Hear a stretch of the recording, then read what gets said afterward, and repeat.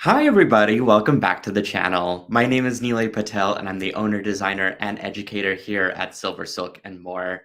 And my job is to bring you guys really fun, exciting tutorials using a fantastic product that I actually make called SilverSilk. In its simplest definition, SilverSilk is a knitted wire jewelry chain.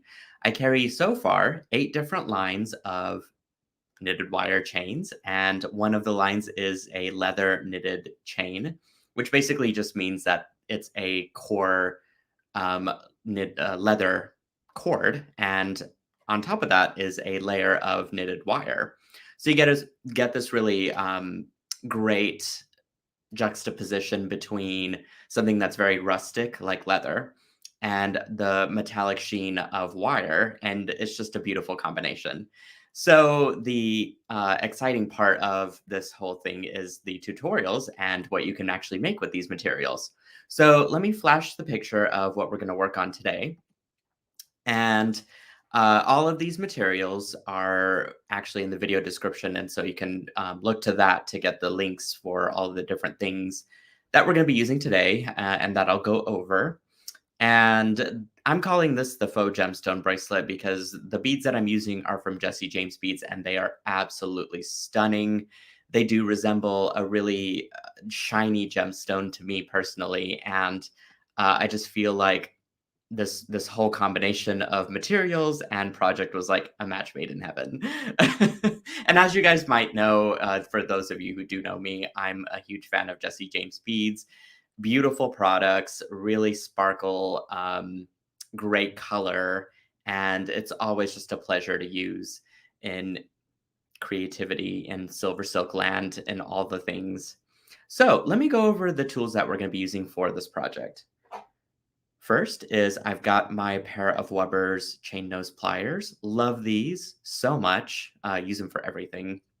They're very economical and really strong, which I appreciate. And then I've got my pair of cutters. This is just some wire cutters that will be used for cutting the leather chain as well as the craft wire that I'll be using today. The materials that I'm going to be using, there's not a whole lot, which makes this project even more fun because I don't have to mix and match a bunch of things. But this is sort of I guess, a crossover with tools and materials. So you'll need a couple of bead stoppers, which I guess I'll categorize as tools, right? The reason for this is that we're going to be clipping these to our beading, or excuse me, our craft wire.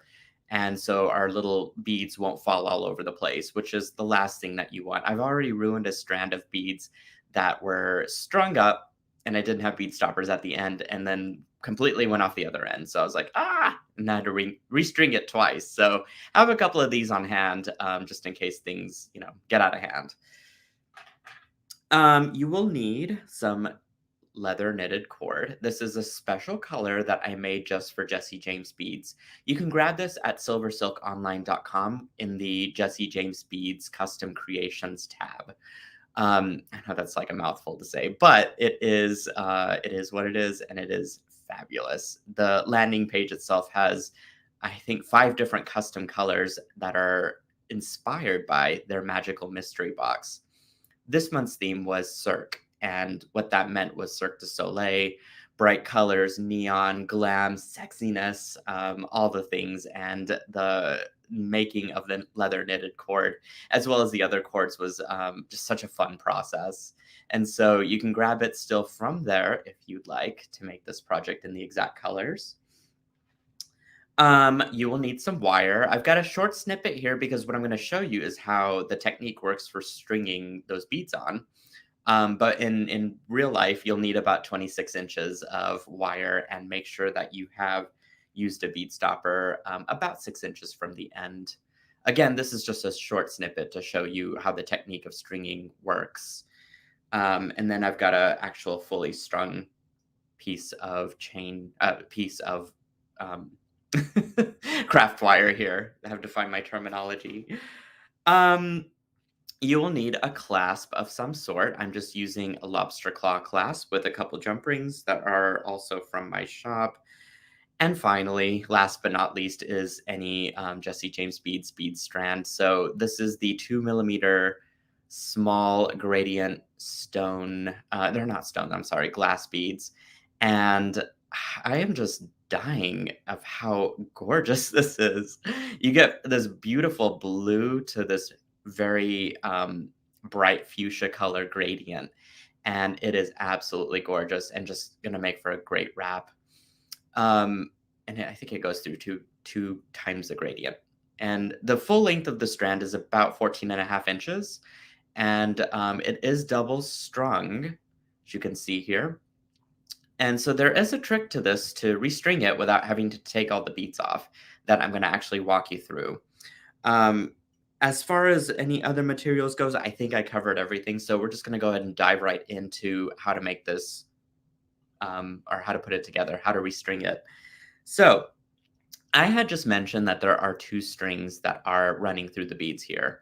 You can transfer these directly onto the wire as is, and then just pull the string out. I'm going to actually remove just one of the strings to make it easier to put that wire through it.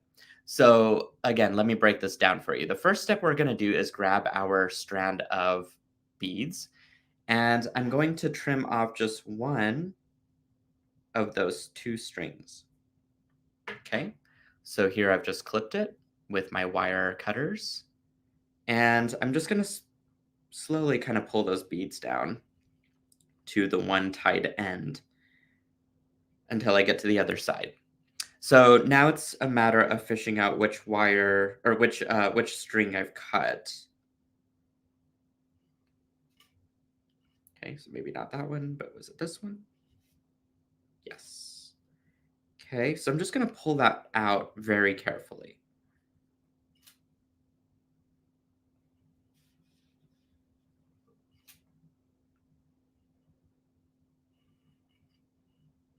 And now what I've done is I've increased the diameter of the hole that I can string my wire through. So the next step is to grab your wire. This is 26 gauge gold wire. I'm using Softflex craft wire. I really like their wire because it's soft to use, and it's tarnish resistant. And so, but though, you can use whatever wire you've got on hand. Just do make sure it is 26 gauge. The thinner wire is very helpful for wrapping this whole thing together. So 24 or 26. You can kind of cheat it to 24. It's a little thicker, which is okay. It's going to provide a little more security, but you'll want to stay within that gauge range.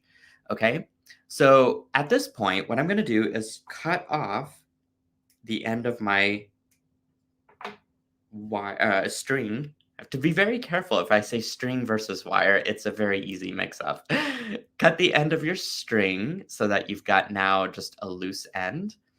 And I'm going to take my wire and I'm going to line it up to my string. And I'm going to very carefully start to transfer this over to the wire. Okay, just take it a few beads at a time. One half inch to 1 inch is plenty enough. Because it's already pre-strung, it's going to go a lot faster than having to pick up beads one at a time.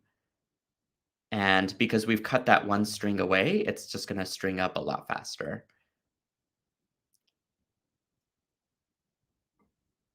Okay, you could see that it is stringing out real fast. And what I wanted to point out with using gold wire is look at the beads. Do you see that little like lining of gold? Well, the beads are slightly transparent. And so what you're going to get is this beautiful sort of lined bead with another color. And so paying attention to what wire or color you're using will amplify that bead. So if you're using a lighter colored wire, it's going to really brighten it up. Versus if you're using like, let's say a dark rhodium colored wire, it's going to really tone that color down. And so there's something to consider. And you definitely want matching findings for it too, I think, to really complete the look. So that's how to string the beads on pretty efficiently, right? So once you've done the entire strand, what you'll get is something that looks like this, all the way strung. Now I did this ahead of time because I'm sure the last thing that you guys want is to watch me be stringing all of those beads on. But this just makes it go a little faster. So I am gonna grab my leather knitted chain. as such. I went ahead and cut this to the length of my wrist. You can work with a full foot if you want to, and then just kind of cut back from that. I think I just had a scrap lying around, so I'm going to use that scrap up. And what you'll want to do is sort of eyeball this into thirds. So, two of the thirds, which are going to be on the right and the left side, those are the parts that are going to go around your wrist.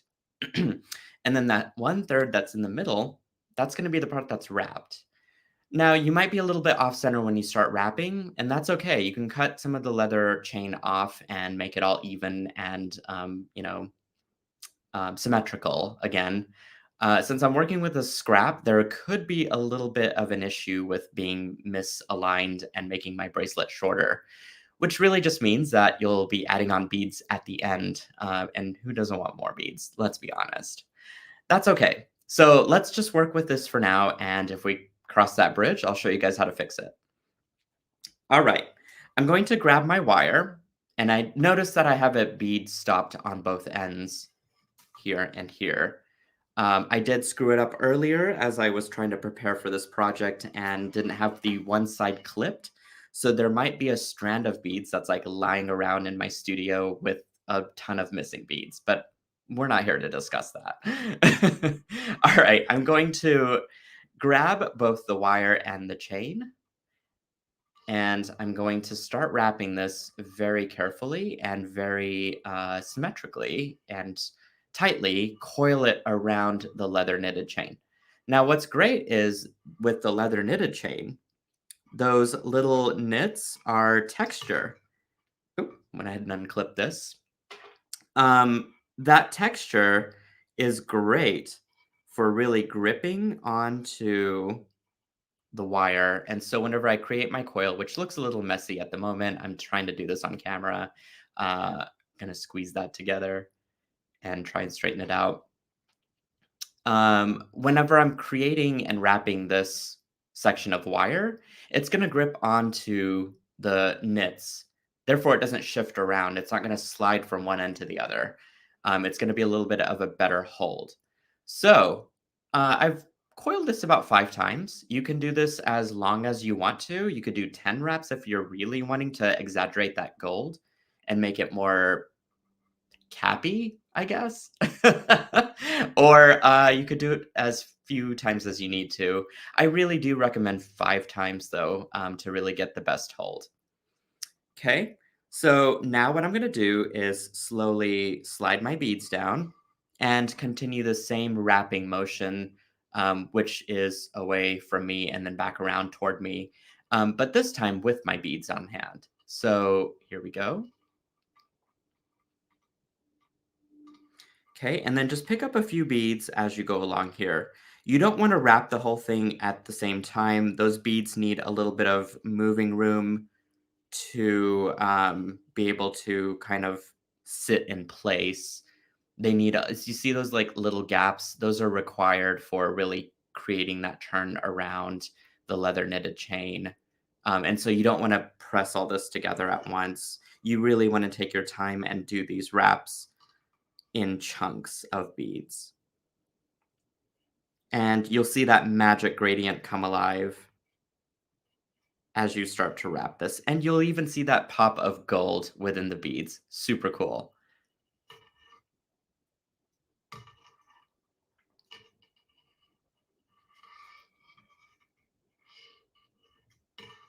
Okay.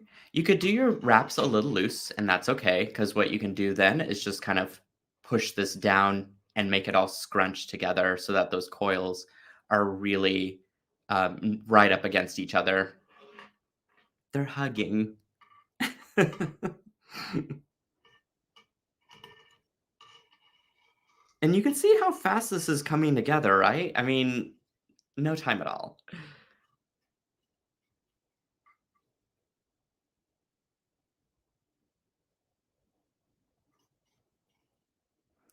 And what you'll find with using the leather knitted chain, again, that technology of the knits, it just helps to make this all nice and consolidated. It's gonna stay in place because of that texture.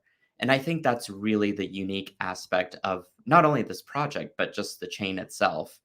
It's just Truly one of a kind, and I'm not saying that because 'cause I'm biased, let's be real here, but, it is just something that is so unusual and really cool disruptive material to jewelry making that just amplifies it and makes it so much more high-end and unexpected than before. Okay, you could see that that's wrapping up quite nicely, and I think that's actually the end of my beaded portion here. I will say that when you grab that Jesse James Beads Magical Mystery Box, I'm not sure if they've got any left in the Cirque. Maybe you'll get lucky, but I know that they probably have other gradient strands, as you could see here. This is just one colorway, but you can imagine that they might have more. You can string up not just one strand, but I think the actual set came as a three-piece set of 14.5 inches. So that's a lot of footage, right? And this is just the 14.5. So if you really like stacked on all of them, you could get a really great center piece for a necklace. All right, at this point, I'm just going to start to wrap this around as I did earlier in the beginning of the project. I can now remove my other bead stopper, not having to worry about beads coming loose or flying all over the place, which is like truly a nightmare for any beater. Here, y'all can understand, right? And at this point, you can coil this to your heart's content. You could do a neat wrapped coil as such, or you could do a messy wrap coil. There's no right or wrong answer to this. The only thing you want to be aware of is just to make it nice and secure so that it's not going to come apart later, because that's truly the last thing that we want. I'm just going to match it up to the other side as best as I can. I think I wrapped it one too many times on this side, so let me uncoil one off. And I'm simply just going to trim it at an angle and use my chain nose pliers to really push that end in. You could even glide it in a circular form here around the chain to really get it to adhere and coil nicely around that, and you won't even really see it where it ends or begins. So I think I'll do that to both sides here. Cutting it at an angle is truly the key. That little taper of the angle just forms so nicely around the curvature of the leather knitted chain, and that's really what we're looking for here. Okay, so now I've got this really stunning centerpiece, and lucky me, I don't usually get this lucky, I will say, but my bracelet is quite centered, and I could not be a happier person right now. I'm still going to show you how to embellish if you want to at the ends here. So the other thing which I forgot to grab, which I'm going to go do right now, is my single strand end caps. And I didn't even talk about how special those are because they are custom made for the silver silk chains. And they look like this. Okay, they have a stamp imprint of silver silk, and they've got little teeth inside. You can kinda see it. There's the one tooth in there, and then there's one on the other side. So, these were originally made for using with capture chain, which has a ball chain core within it. However, I did find that these work great with the leather knitted chains, and I think it's because, again, that texture of the chain just kinda grips in, grapples in. I don't know what I'm trying to say. It adheres to that. That's what the teeth sink into. And so, what I'm gonna do at this point is kind of just clean up my ends here. I want to go ahead and cut that down to where the wire and the chain or the leather cord are kind of one and the same, that they're even length. And I'm going to go ahead and take off any of these extra bits of wires that might be stuck at the ends.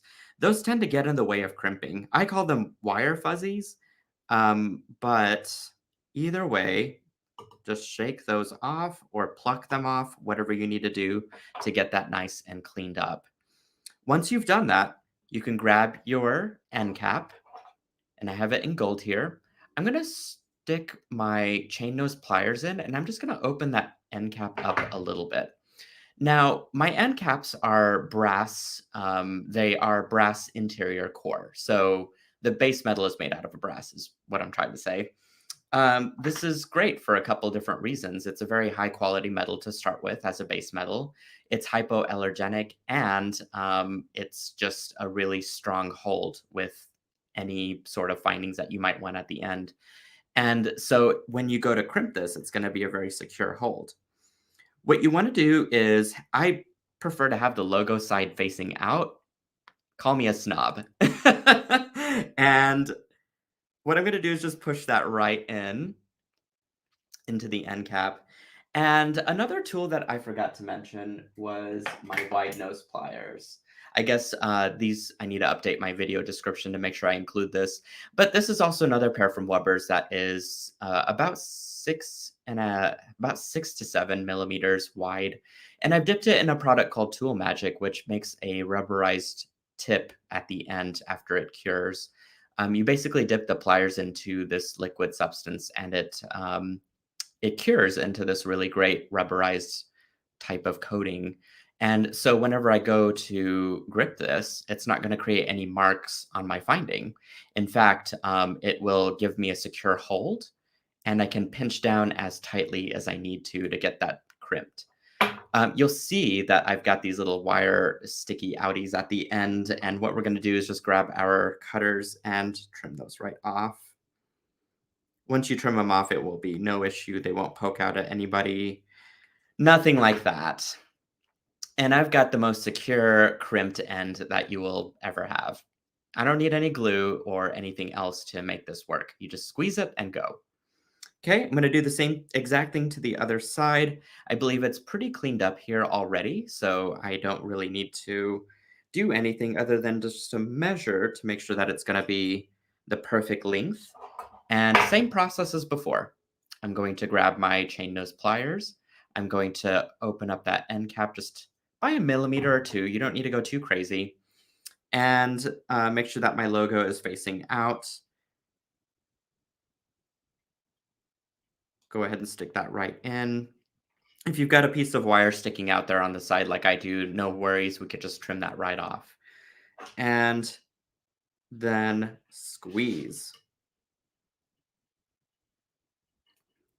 What you're looking for with something like this is to make sure that that seam is completely closed, as it is here. So now what we can do is trim off those little wire bits so that they don't get in the way and scratch us. And now we're ready to attach our clasp. And yes, for those of you who do know me very well, sometimes I don't have a clasp on hand, most of the time, but this time I do. Okay. I'm going to open up my jump ring just by pinching one side out toward me and one away from me. And I'm going to go ahead and attach that to my end cap as well as my lobster claw.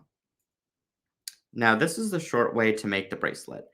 I had talked about if you need to extend the ends, what you can do is actually create little links with the remnants of your wire and some beads, and just have like a nice little decorative bead there at the end.